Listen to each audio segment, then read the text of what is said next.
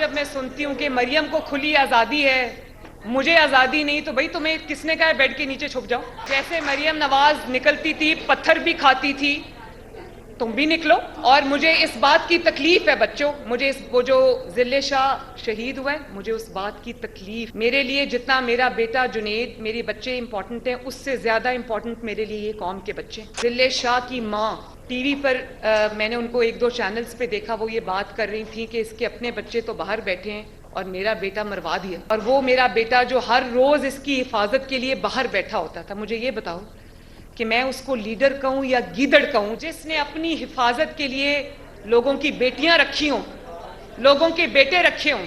اور آپ کو ایک اور بات بھی بتاؤں، ذل شاہ کے معاملے میں انہوں نے وہ لاش دیکھی بیچارے کی، سارے جس کو کہتے ہیں نا گدوں کی طرح، ولچرز کی طرح ٹوٹ پڑے اس کی لاش کے اوپر۔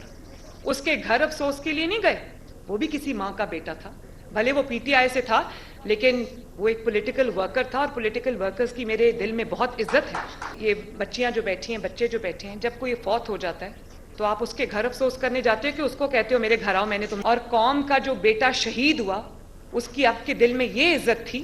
آپ کو پتا تھا کہ وہ ایکسیڈنٹ میں شہید ہوا، آپ کو پتا تھا کہ اس کو ڈرائیور کو کہا کہ بھیس بدل لو تاکہ اس کا پولیٹیکل فائدہ اٹھایا جائے، اور وہ پی ٹی آئی کے رہنما کی گاڑی میں اس کو وہ پھینک گئے ہاسپٹل، اور آپ نے خود دیکھا کہ وہ سائفر یہ کرتے رہے، اور لوگوں نے، ان کے بچوں نے لگا لیا غلامی منظور نہیں ہے، اور کیا تھا وہ جو سٹکرز لگائے تھے، ایبسلوٹلی ناٹ، وہ بچے بیچاروں کو ایبسلوٹلی ناٹ کا سبق پڑھا کے اور خود ایبسلوٹلی یس کرتے ہوئے نکل گئے۔ اس کے بعد کوئی نہیں بولا، جب اس کی ماں نے الزام لگائے کوئی نہیں بولا، ان کے گھر نہیں گئے، اور اس کا اتنا داڑھی والا باپ ہے، بوڑھا باپ ہے، گھر میں لاش پڑی ہوئی تھی، میت پڑی ہوئی تھی، میت ابھی اٹھی نہیں تھی، اور آپ یقین کریں یہ پلاسٹر والی ٹانگ ایسے رکھ کے اس کی طرف بیٹھا ہوا۔ کیوں یوتھ کو استعمال کر رہا ہے؟ کیوں یوتھ کو ڈنڈے کھانے کے لیے بلا لیتا ہے؟ بھئی کارکن ادھر آ جائیں، کارکن ادھر پہنچ جائیں۔ وہ ایک رات کو روز ریڈ الرٹ آ جاتا ہے ٹویٹر کے اوپر کہ جی عمران کی گرفتاری کا خطرہ ہے، کارکن آ جائے۔ بھئی کارکن کیوں آئیں؟ عمران دے نا گرفتاری اگر ہمت ہے تو۔ اور کل توشہ خانہ کی ڈیٹیلز اس حکومت نے پبلک کی، جب عمران نے توشہ خانہ کی ڈیٹیلز اس سے مانگی گئی، اس نے کہا جاؤ میں نہیں دیتا، میرے تحفے میری مرضی، کیونکہ پتا تھا نا چوری کی ہوئی ہے۔ ابھی تو شہباز شریف حکومت نے پبلک کر دی، جس نے چوری نہیں کی ہوتی وہ پبلک کرتا ہے ڈیٹیلز۔ تحفے خریدنے کا قانون کہتا ہے، تحفے چوری کرنے کا نہیں کہتا۔ بجائے توشہ خانہ میں جمع کرانے کے آپ اپنے گھر لے گئے۔ فرسٹ لیڈی لوگوں کو فون کر کے کہہ رہی ہے کہ آپ نے کیوں ان توشہ خانہ کی تحفوں کی تصویریں لی ہیں؟ مطلب میرے جرائم کا ٹریک ریکارڈ کیوں رکھ رہے ہو؟ ذل شاہ جب تک گھر کے باہر بیٹھ کے اس کی حفاظت کرتا رہا، تب تک اس نے کبھی اس کو منہ بھی نہیں لگا۔ جس دن پتا چلا کہ وہ شہید ہو گیا ہے تو فٹافٹ اس کی لاش پہ سیاست کرنے کے لیے آ گیا۔ اس سے بڑی تذلیل ایک سیاسی کارکن کی ہو نہیں سکتی۔ کورٹ بلاتی ہے تو وہ پلاسٹر دکھا دیتا ہے، اور جلسے کے لیے ہر وقت تیار رہتا ہے، اس وقت ٹانگ نہیں ٹوٹی ہوئی، اس وقت کوئی پرابلم نہیں ہے۔ مطلب کیا ہے؟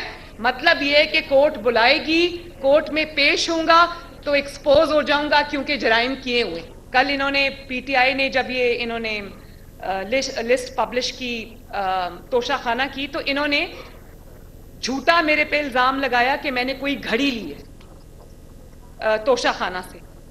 تو میں نے اسی وقت میں نے ٹویٹ کو کوٹ کیا، میں نے F I A cyber crimes میں وہ ٹویٹس بھیجی، میں نے پیمرا کو اس جھوٹ پہ پروگرام کیا، میرے نام پہ وہ گھڑی لگا دی جو کبھی تھی ہی نہیں، میرے نام پہ ایک پائن ایپل ہے۔